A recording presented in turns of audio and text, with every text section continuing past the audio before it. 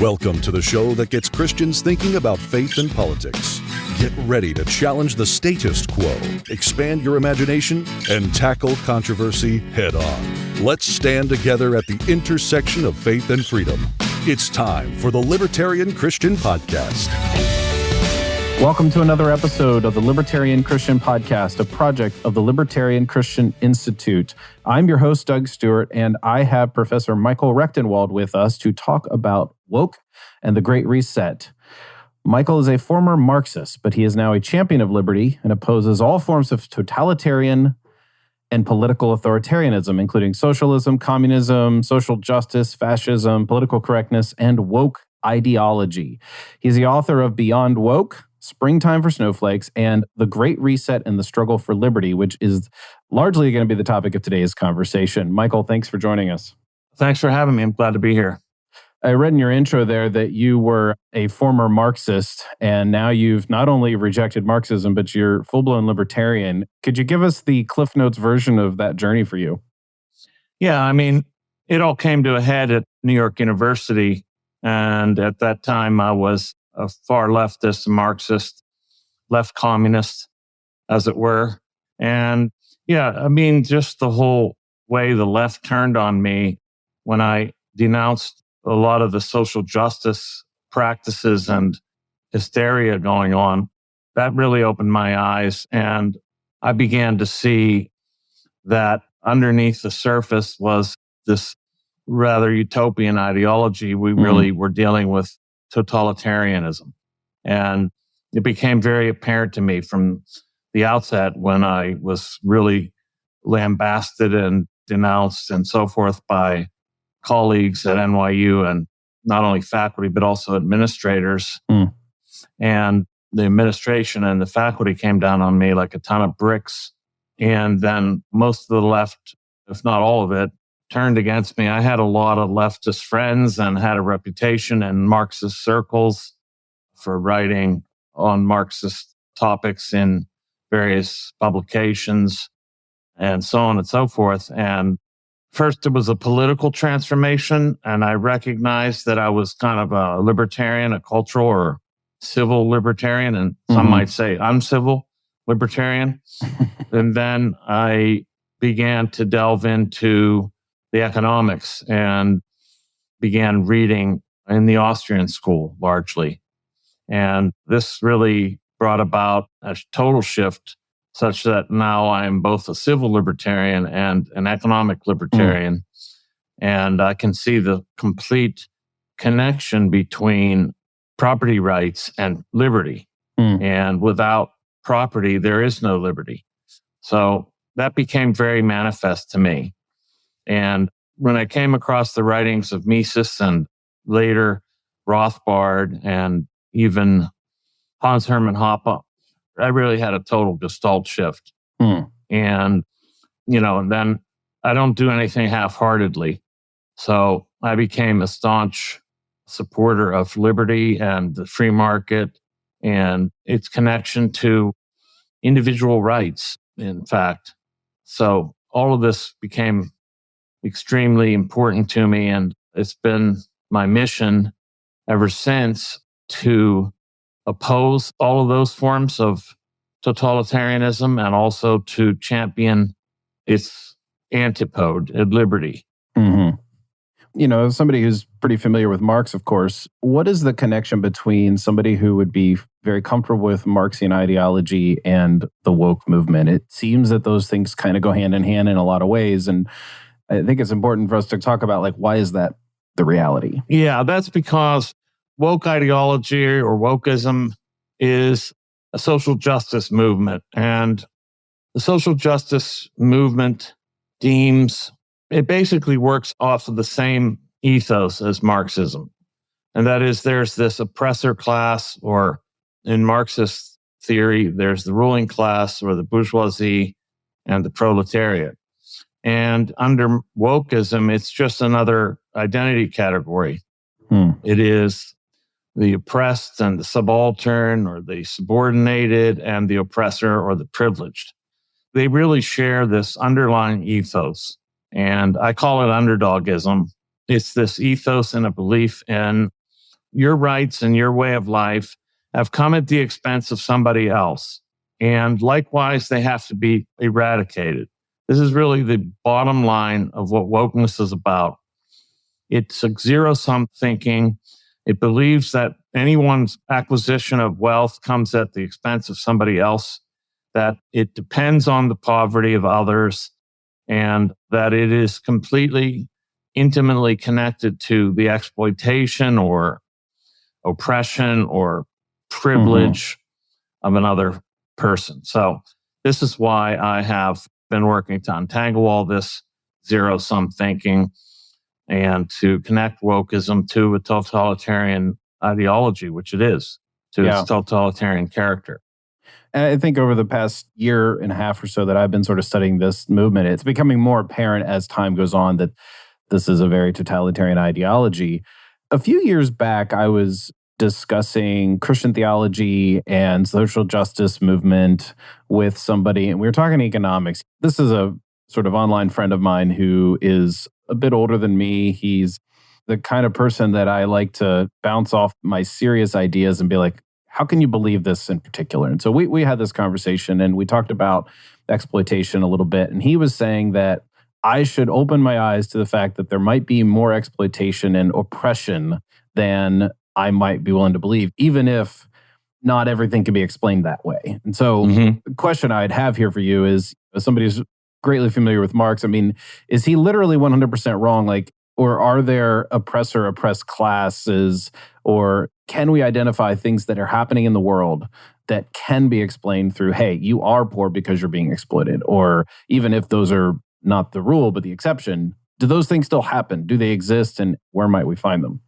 Okay, well, to start with Marxism, the premise is that of exploitation under Marxist thinking is that it hinges entirely on the labor theory of value and the belief that the worker is exploited at the point of production because he is producing the value, and the bourgeoisie, the capitalist, is appropriating this partially, appropriating value that's only produced by labor.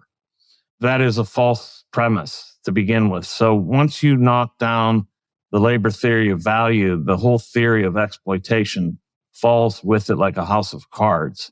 And this is why you'll see all kinds of strenuous defenses of the labor theory of value, despite, I think, it's being utterly obliterated many, many, many decades ago.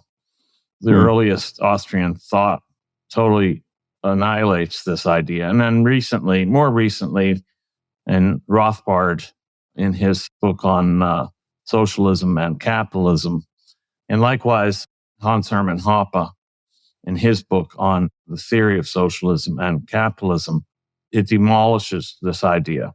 But there is exploitation and oppression in the world, but it's not coming from the capitalist class. It's coming from the state. So the state is the real oppressor. So there is an oppressive class. And this is a class that produces nothing but takes from laborers and capitalists, everybody, a portion of their earnings with the use of force. That is exploitation. And where the capitalist class cooperates with the state and vice versa, in collusion with the state, this exploitation is even enhanced through the monopoly schemes that are established by virtue of collusion between the state and capitalists. So this is the real problem, and this is one of the things to really explicate and to unravel in order for people on the left to understand what we're talking about, because they think that the free market itself is the source of exploitation, but this couldn't be further from the truth. The free market is the source of liberty, and also it is the avenue through which everybody can vend their own wares on the marketplace, whether they be intellectual talents or other talents, and to exchange that value with other people in consensual relationships, contracts of sorts. So the state is really the big exploiter. It is the one that takes wealth by force or the threat of force, which amounts to the same thing. And likewise, there is exploitation. And the cronyism is one of the problems that has to be attacked and shown to be the case as a kind of super exploiter class. Yeah. Capitalists, in conjunction with the state, do tremendous exploitation by virtue of essentially setting up monopolies which determine prices and labor prices and so on and so forth. So that's where it's coming from. Okay, so for me, hearing all that, and of course, for most of our audience, we're kind of like, well, of course, that makes complete sense. I don't understand why somebody who is a Marxist, whether explicitly like, hey, yeah, I'm a Marxist, or just somebody who sort of thinks of social justice and all those terms, why don't they see the state as an oppressor institution? Like, what gets the state off the hook in their minds? Because they accept this first premise that capitalism exploits workers intrinsically, that it is exploitative at the very roots of that relationship between the proletarian and the capitalist. They think that the state is the only arbiter that can adjudicate and that can effectively intervene and lessen that exploitation through measures like social welfare and other measures to ameliorate that condition and to overcome it, at least partially. This is why socialists call for the nationalization of industries and banking and everything else, why they call for state intervention, why they're so big on regulations and all kinds of other measures to intervene in the relationship between the laborer and the capitalist. But this all rests on this faulty notion that exploitation happens in the relationship between somebody who's employed and somebody who is employing them. And this is what they have to be disabused of. So really, there's nothing more important than taking down the premise of the labor theory of value and the notion of exploitation at the point of production. This is essential for undermining the leftist argument against capitalism and for the state. Yeah. So they're statists because they believe the state is a benevolent arbiter and adjudicator of the wrongs that are supposedly being done to the laborer. If we were on video, I think this would be a time to do a face palm, right? Like, yeah, right. Like, I don't understand the blinding. I don't know. It just seems very obvious to someone like you and me, I suppose. You know, you were saying that one of the reasons that really kind of tipped you away from Marxism was the way that the woke left kind of came at you or whatever. Right. Is there a theory of social justice that you would ascribe to without the woke ideology infused? Because it seemed to me, I mean, I was aware of the term social justice starting around 20 years ago. And as a Christian going to seminary, it was something that I was like, well, okay, I think I could go along with this if there's no sort of state involved. And I became a libertarian at the same time. I was thinking, oh, well, social justice, that's not a dirty word. But then, you know, it just became more, now to use the word woke a little bit more, it became more woke and it just didn't sit right with me. So anyway, is there anything from you that you would, so if we got rid of the woke, social justice might be okay if it's voluntary or something like that? Well, the premise of social justice is that justice comes vis-a-vis adjudication of grievances by groups. And its connection to Christian morality, I can talk about too, because I've written about that in Beyond Woke. The problem with that idea is that justice is not a group matter. It is an individual matter. So the only justice is justice based on one's own behavior and the correct results to that behavior. So, I mean, the only answer to it in the Christian morality is actually charity, individual charity, which is voluntary and not directed by the state. And individual charity, if you feel beholden to give to poor people and to particular minority groups, then certainly you have every right to do so. But to obligate somebody on the basis of the social justice creed is actually theft. So that is immoral at base. So I don't think that we need any concept of social justice to have justice. And we don't need it for charity either. We don't need social justice to basically intervene in any kinds of past historical wrongs or things like that. I don't believe in it. Now, where something like reparations would be concerned, I think that if I stole your grandmother's wedding ring and I had it in my possession, you'd have every right to have it back. Or if my ancestors stole your grandmother's wedding ring, it got passed down to me, but my possession is based on theft, then I should return that property.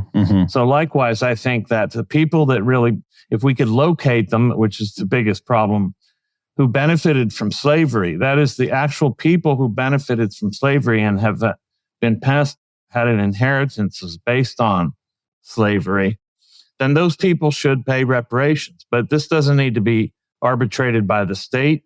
And it certainly shouldn't be a blanket reparations levied on the whole population who had nothing to do with it and gained nothing by it. Yeah, right.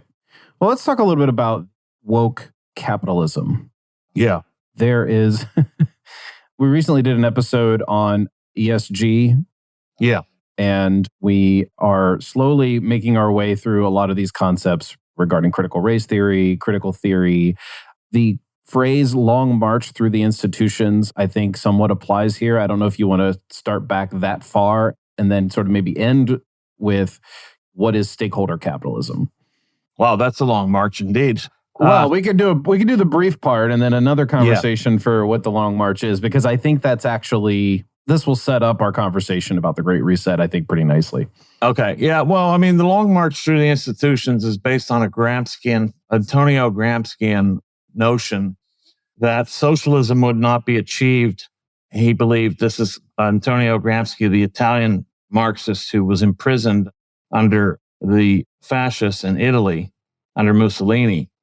He believed that, the way to revolution was not going to be this direct takeover. The problem was that fascists had proven that people's loyalty, workers' loyalties, were not necessarily to the working class internationally or something like that, but rather they had a great deal of loyalty to their own nation state. So the long march through the institutions was coined by this socialist student activist, actually, Rudy Dutschke, and he described this strategy for establishing the conditions for revolution along Antonio Gramsci, along Gramscian lines, and that would be to penetrate the institutions of society, the educational institutions, particularly the dominant ideological state apparatuses, as the French Marxist theorist Louis Althusser referred to them, and to infiltrate and then to subvert the capitalist ideology that was putatively being disseminated through these institutions, and to replace it with the socialist ideology and then disseminate it from there. And thereby you would gain the adherence of the population to socialism and then eventually overthrow the capitalist system. And what decade was this? Well, Gramsci wrote after the First World War. Okay. So we're talking roughly in the 20s and 30s. And when he was in prison, he wrote his prison notebooks. That's where this is found. And then in the 60s, this was picked up by the student radicals, Rudy Dutschke being the guy that coined the phrase, the long march through the institutions. And from there has been indeed a long march through the institutions. And in fact, they have successfully indoctrinated a great deal of the public vis-a-vis this infiltration and subversion of the ideological state apparatuses. But I argue that these state apparatuses were never capitalist as such. Right. They were always statist in the first place, and likewise very amenable to socialist ideas. So it's kind of a red herring in a way that you had to subvert these institutions, infiltrate and then subvert these institutions in order to bring about socialism, because you already had these institutions have been statists for quite a while. They are supported by the state, by taxes, including not only direct grants to these institutions, but also student loans and other means of floating these institutions. If it weren't for the student loan system, I don't think we'd have the college system that we do. We wouldn't have this whole socialist bulwark and these academic institutions. So, in a way, the Long March was really a formal takeover by socialism. And likewise, this is really what has resulted in wokeness now. There's a few things that mediate this relationship. Identity politics became very big after it was decided that the Western working class was not going to be the major agent of political revolutionary change. And so the New Left, as it was called, it's still called, began to focus on other groups like women, feminists, environmentalists, New Age thinkers, and various other identity categories. And of course, Blacks and other minorities, and began to try to cobble together this kind of new coalition, which really resulted actually in political terms in the Rainbow Coalition of Jesse Jackson, for example. So this new focus in wokeness on identity comes vis-a-vis this new left's adhesion to these new identity groups after the working class became such a disappointment, especially in the United States. They were seen as being co-opted by capitalism. Really what happened is their standards of living were going up, and the promised immiseration of the working class, as Marx had promised, never took place. And so the theory of socialism hinged on this idea that the working class would be continually immiserated to the point of basically just utter survival. The capitalist system would only reproduce them at the point of production, and they would have no other wealth beyond what was necessary to reproduce their presence at the place of work every day. But this didn't happen. In fact, we had emerging of the consumer. In consumer capitalism, we had a merging of the working class with the employing class, so that they got closer and closer together culturally and economically, such that you'd have, employees driving the same car as the boss, so to speak. It's also why you probably hear Marxists say, they'll use the phrase, well, capitalism delivers the goods, but, and then they go into all the other things because they have to admit that at least our standards of living are actually somewhat dignifying. That's exactly right. That was what Herbert Marcuse, who was the Frankfurt School theorist, he argued in his book, One-Dimensional Man, that although capitalism was creating wealth and higher standards of living, this, he said, was totalitarian in itself because it didn't allow any alternative way. And it actually drew everybody into the system. And therefore, there was no outside of the system now. There was no standpoint from which to criticize it. So this is I find it laughable that, in fact, when the workers actually were gaining wealth, this was a tragedy for Marxists, not the other way around. This was actually a serious crisis for Marxist theory, for Marxist ideas and ideology and ideals. So they had to find another group. They had to find different groups to be the new protagonists in the struggle against capitalism. So they looked at minorities, women, environmentalists, and other things, and they began to condemn the system on other terms. So with this movement, we've, on this podcast in particular, we've kind of covered to some degree that whole movement up through like the 90s and so forth. And I know that I want to talk a little bit about the Great Reset here. It seems as though those things were taking place mostly within academia. The idea would be to, take over institutions slowly with this ideology. But it didn't seem to be somewhat coordinated in the way that we would talk about something like the Great Reset. And so I want to sort of transition to the conversation a little bit so that I can keep the title that we're going to talk about the Great Reset here. Yeah. And I also want people to know that your book is out there and it's incredibly detailed in spelling out some of these things.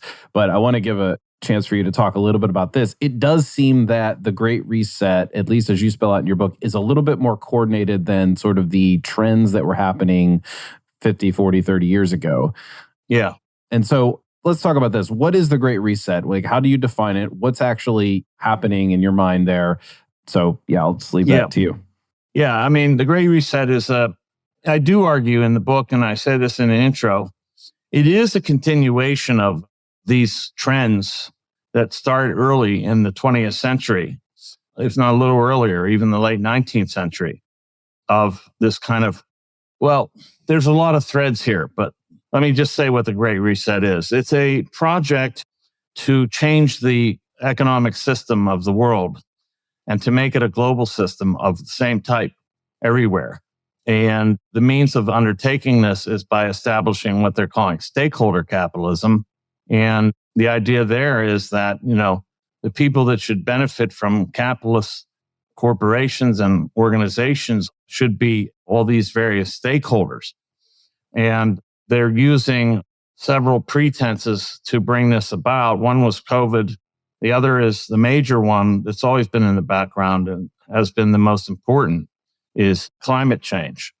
So that's where the ESG comes in. ESG is kind of the mechanism for establishing stakeholder capitalism. It is a means of consolidating capital and putting it in the right hands, the hands of those people that abide by the environmental, social, and governance indexing. And likewise, I've said, and I'll just say it now because we may not get to this, it's a cartel, it's a shared monopoly scheme. It's a cartel scheme. Mm-hmm. It's a way of driving capital to particular producers and away from others, starving them of capital. And it doesn't behoove these so-called stakeholders outside of the system. It behooves the stakeholders that are part of this woke cartel. And it eliminates these other producers, and it leaves a small class under control of an oligarchy who are determining who can get capital and who can't. And likewise, it is a way of driving out of business many producers, consolidating capital in fewer and fewer hands, and monopolizing industry, driving certain industries out of business. And it results, as I see it, in a kind of two-tiered system where you have the oligarchs and the state on top and everyone else living under what I call actually existing socialism. And that is to say, socialism as it really is, which is always under a monopoly scheme. People are living under a monopoly scheme when they live under socialism. And usually under state socialism, it's the state that monopolizes all production, supposedly. There's always these favored producers that are exempted. And so this Great Reset establishes a stakeholder capitalism where you have a class of exempted, accepted producers and in collusion with the state on top, and the kind of socialism for everybody else in the sense that there is no upward mobility, there is no property, there are no rights that flow from property rights, etc. So I think that's the Great Reset in a nutshell. And it is coordinated. It's incredibly coordinated through, the World Economic Forum is like the quarterback that is executing the plays of this Great Reset. They are putting it into practice. They're coordinating the players. But the players are pretty high up. We're talking major asset managers, of course, like BlackRock, State Street, the Vanguard Group, and others who are controlling upwards of $22 trillion worth of capital and directing it to the preferred stakeholders and away from the non-woke or non-abiding producers. So it is a very pernicious, underhanded means of establishing this kind of a monopoly production. And it's using the rhetoric of socialism to bring it about. So I have a question here. To some extent, I think maybe people could see that the earlier part of this conversation was about wokeness and Marxism, and now we're talking about global finance and cabals of smoke-filled rooms, or they're probably not smoke-filled anymore because of, ESG, I guess. But but these people coordinating, you have this quote in the book on page 29. that the Great Reset is but a coordinated propaganda campaign shrouded under a cloak of inevitability. And I think the inevitability part is the sort of, well, we're expecting everybody to think that, well, we just need to go along with all these social justice, all this wokeness stuff. And so what ends up happening in my mind is you've got these Marxist, leftist, woke people over here on the one side, on the left. Yeah. And then you have this experience or this phenomenon that you just described with the Great Reset, which I'm inclined to agree with you that what you're describing is happening, because this isn't like you dug up some files. These are all publicly available. Right. And I would see in some ways these are in conflict. Why would it be that the people who are in favor of woke are also really, really happy that people like Klaus Schwab are trying to coordinate companies to be more woke, when it seems like it's the kind of thing a Marxist would be against? Yeah, that's a great question. So it really goes back to the fact that Marxism is a monopoly scheme in the first place. It ends up as monopoly. Pardon?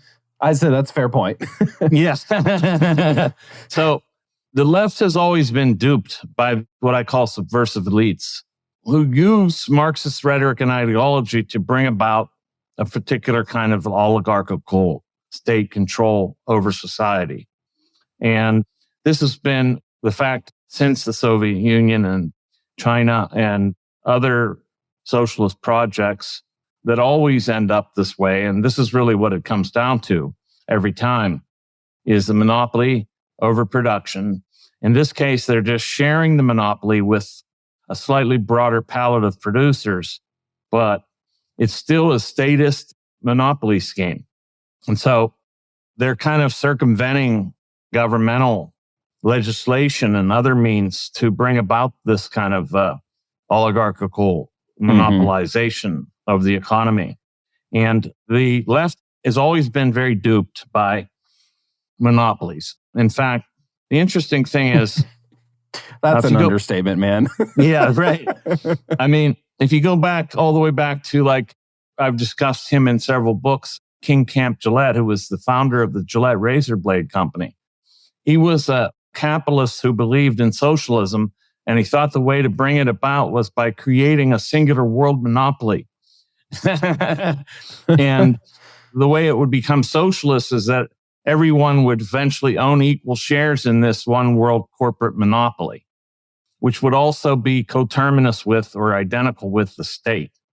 And there's a lot of interesting points to make about how socialists have always favored large over small business. They prefer large over small businesses because large businesses give them more leverage, so they think, for labor activism and for regulating industry, for benefits, and so on. So there was a Jacobin article, and this is a leftist socialist light magazine, if you will. I used to hate it as a left, even as a Marxist. I thought it was a pablum for the left, you know.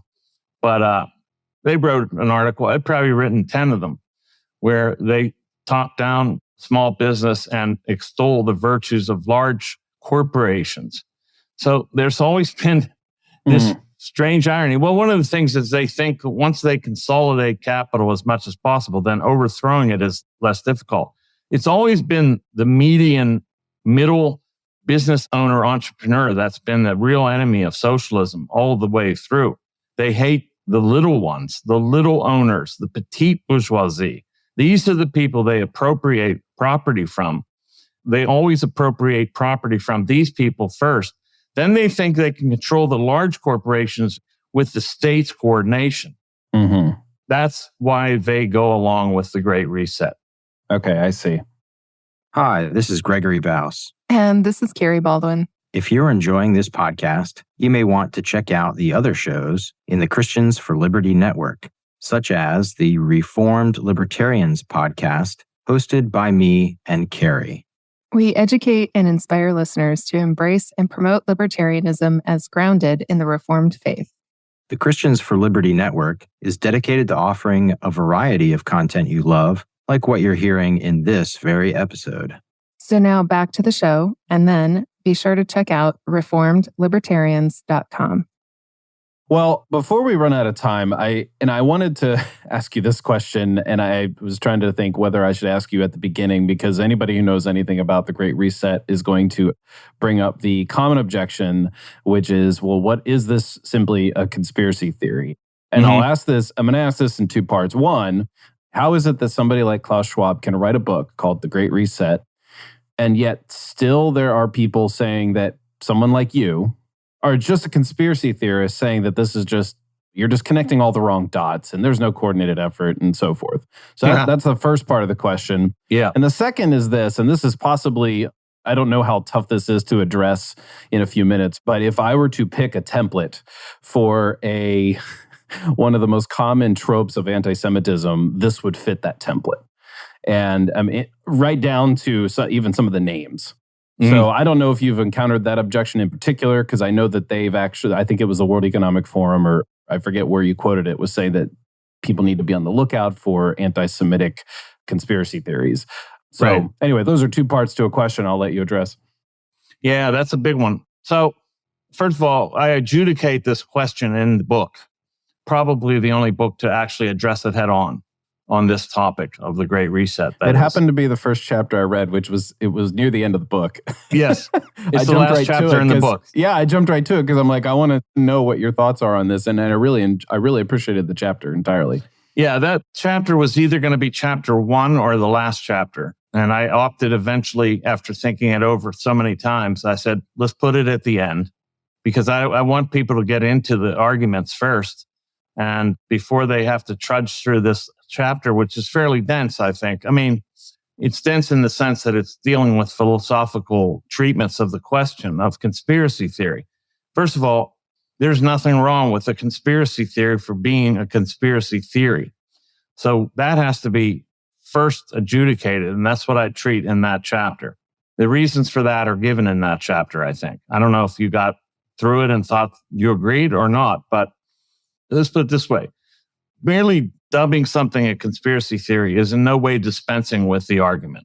It's merely an epithet that's been used since Karl Popper actually introduced the term the conspiracy theory of society and his open society and its enemies, and then picked up by the CIA as a way to discredit all counter arguments about the Kennedy assassination. But is the discussion of the Great Reset a conspiracy theory? Yes, it is, because it is actually positing a kind of conspiracy, but it's not exactly a conspiracy because it's an open, avowed plan. So some people may see more connections between various elements than I do, actually, and may go further in their conspiratorial thinking than I do. And I'm not saying they're wrong. I think the only way to adjudicate any theory is by testing it against the evidence. So, were there things that you had to rule out from the book that you were like, there's no connection here? Or? Well, I wasn't sure there was no connection. I just didn't have proof for things like people will say, for example, the COVID was produced on purpose to reduce the population and put it under control of these oligarchs and the state. It did do that, but I draw the line where I say, that's the effect, but I don't know that was the intention. And I don't know whether the COVID virus was actually produced and released on purpose to do that. But I do go so far as to say that, in fact, it did have that effect. It did have that effect. Whether that was intended or really opportunistically exploited is another question that I don't adjudicate. But I will say this, though. There's another thing I would like to say in connection with conspiracy theory, and that is this. I believe that these people actually help to promote conspiratorial thinking with reference to the Great Reset in order to discredit and deflect criticism from it. So, for example, at the last annual meeting of the World Economic Forum, Klaus Schwab, in his address to the General Assembly there, said something to the effect, and I'm paraphrasing, it's quoted in the book, we not only have the current virus to deal with, but whatever other virus we may have on the agenda, he said. And then he said... Did he know the mic was hot? Yeah, his mic was hot and he knew it. He was speaking to the general audience. And then he said later, the future is not just happening. The future is made by us, by you and me here in this room. So if that's not, well, let's just say I think that they actually throw these kind of comments out there on purpose to actually instigate people to come up with conspiracy theories about this whole project in order to discredit all critics of the project. Well, it is a very leftist tactic to do that. And even on a smaller scale, the left is saying that critical race theory or the trans movement is a boogeyman of the right.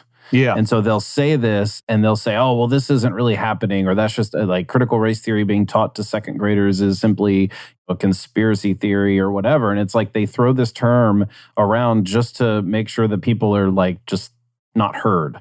So that's a totally believable explanation in my mind, that there is the whole deflection aspect. Have you dealt with, or have you come across my question about the anti-Semitism? Oh, yeah.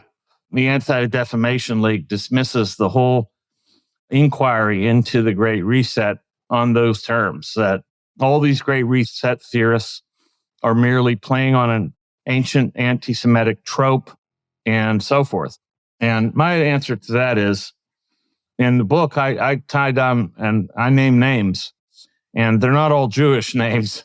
There are many different people involved. As a matter of fact, these globalist organizations, they recruit very decidedly and deliberately from so-called minority populations in order to justify their and rationalize and put a good paper wrapping over their project to make it look like it's coming from the ground up.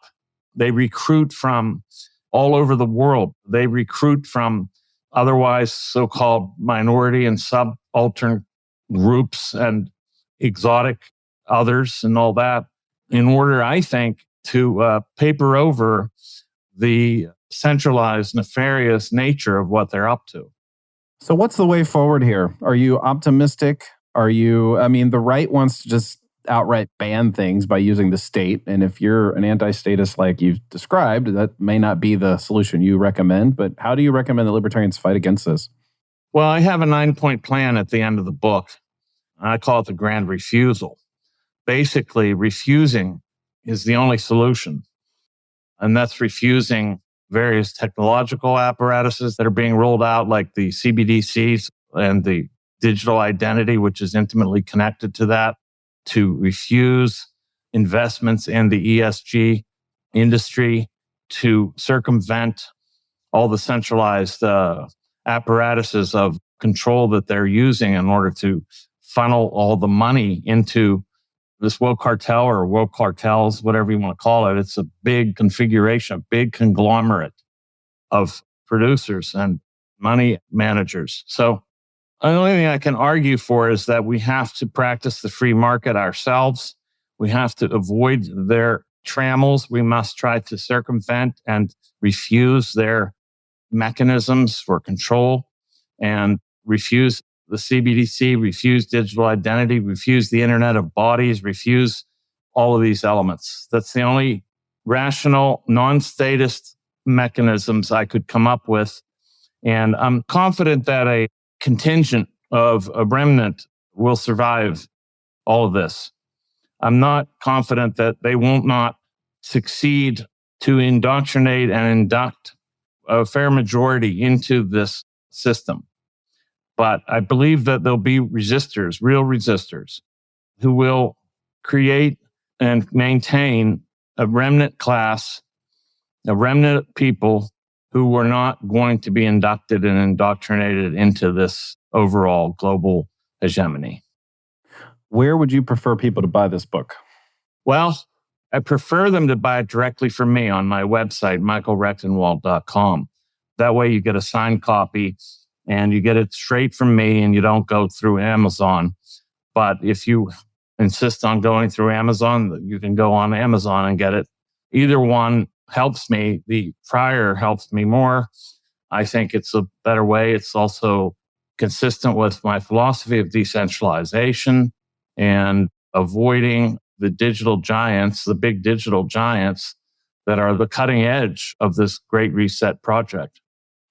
You should just do the Jeremy Razor approach to just don't give your money to woke companies. Give it directly to me instead. Well, hey, I'm a capitalist. I make no apologies for that. So yes, you shouldn't. Yeah, that's good. It's my labor, and I'm trying to trade it on marketplaces. That's what I believe in, and that's what I'm doing.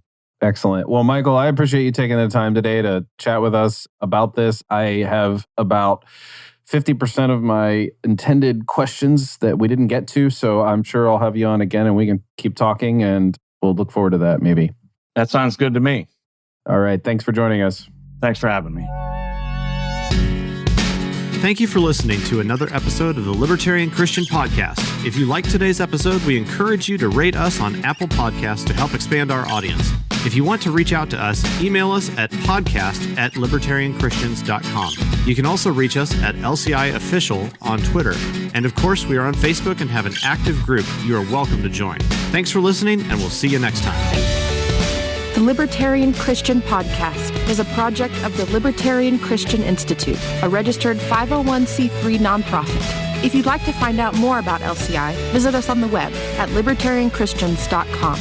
The voiceovers are by Matt Bellis and Catherine Williams. As of episode 115, our audio production is provided by Podsworth Media. Check them out at podsworth.com.